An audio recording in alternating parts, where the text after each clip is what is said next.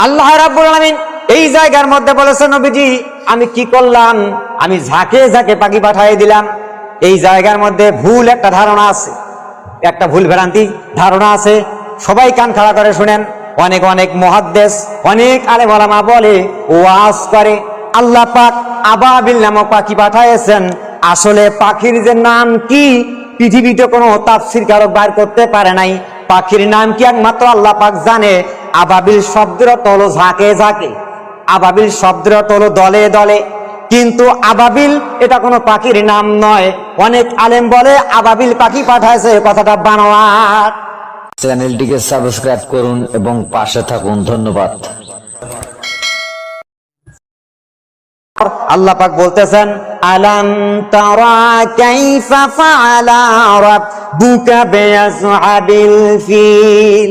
আল্লাহ পাক করে জানাই দিলেন, হে নবী আপনি কি দেখেন নাই যে ওই যে হাতিওয়ালা বাহিনীদের সঙ্গে আপনার রব কিরকম ব্যবহার করেছে, আপনি কি দেখেন নাই? তার মানে ওই ঘটনাটার 50 দিন আগের ঘটনা, নবীজি দুনিয়াতে আসার 50 দিন আগের ঘটনাটা হয়েই 50 দিন পর আল্লাহ রসুল পৃথিবীতে এসেছে। এরপর আল্লাহ রাব্বুল আমিন আল্লাহ পাক বলতেছেন, নবীজি আলাম ইয়াজআল কাইদাহুম ফি তাদলিল। ওই বাদশা আবরাহারের ষড়যন্ত্র, চক্রান্ত, চেষ্টা সবগুলো আমি ব্যর্থ করে দিয়েছি। কিসের মাধ্যমে ব্যর্থ করে দিয়েছি?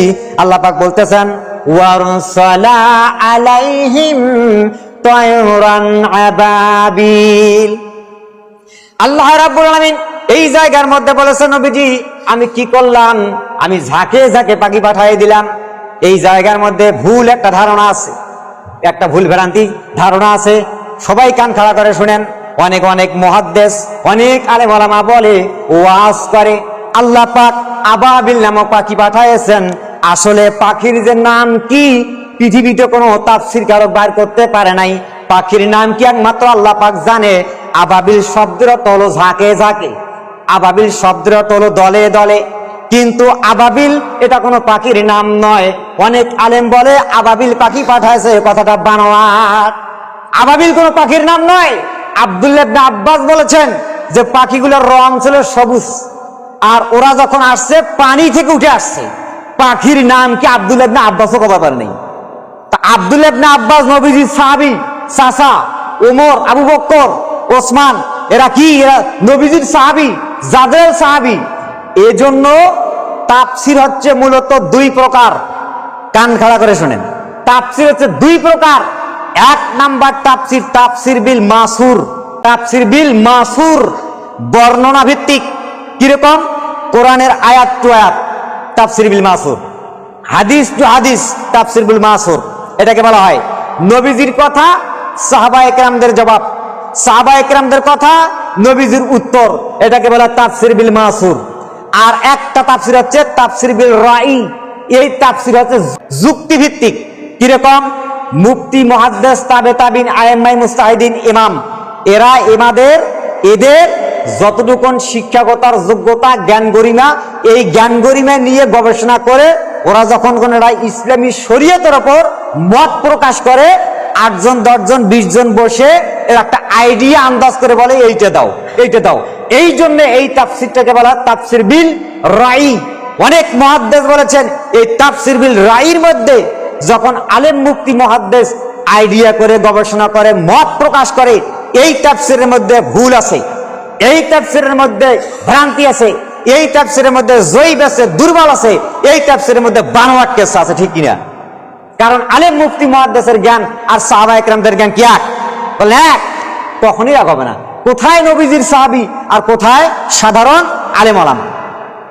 আল্লাহ রাব্বুল আমিন এরপর আল্লাহ রাব্বুল আমিন বলতেছেন, ওয়ারসালা আলাইহিম তায়রান আবাবিল।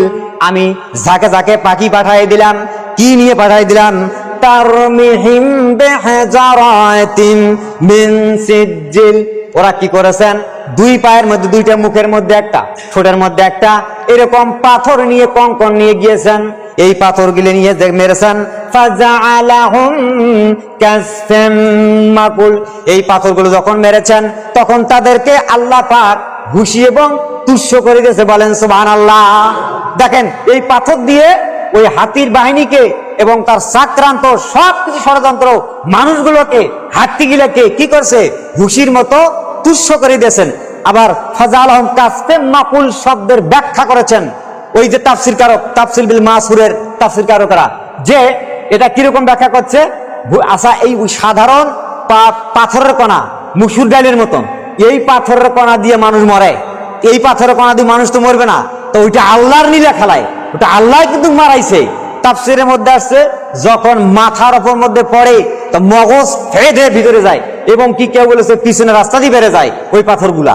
তো এই যে পাথরগুলো যা মারছে, মারার পরে এরা কি ভূষিত এবং তুষ্য, এটা কিরকম ব্যাখ্যা করেছেন, আপনার বাড়ির কারো কারো বড় ধরনের গরু আছে, দেশি হোক বিদেশি হোক, রাতের মধ্যে খাওয়া দাওয়া করে গোলের মধ্যে আছে, সকালে ফজরের নামাজ পড়ার পরে যা দেখবেন ঝকঝকা যখন গরুটা বাইর করবেন, দেখেন ওই যে জার কাটে না, জার কাটে দুই গালসির মতো কি ফেফড়ার মতো, যেটা তেজি গরু দুই গালসির মতো ফেফড়ার মতো বাইর হয় এবং গোলের মধ্যে কিছু পড়ে যায়, তাহলে কি তুষ্য ভুসিমন দেখা যায় না, ওইটার ব্যাখ্যা করছে যে আল্লাহ পাক ওই পাথর দিয়ে ওই আবার ওই কি ঝাঁকে ঝাঁকে পাখির পাথর দিয়ে ওই হস্তিয়ালা বাহিনীকে এইরকম তুষ্য করছেন, বলেন সুবহানাল্লাহ। তা আল্লাহ পাক বলতেছে কি, যে যারা এই ধরনের এই জমি টাকা পয়সা বাড়ি গাড়ি নিয়ে আল্লাহর সঙ্গে টেক্কা দেবে, আল্লাহর সঙ্গে বাহাদুরি করবে, তাদের অবস্থা কি হবে, এইরকম হবে।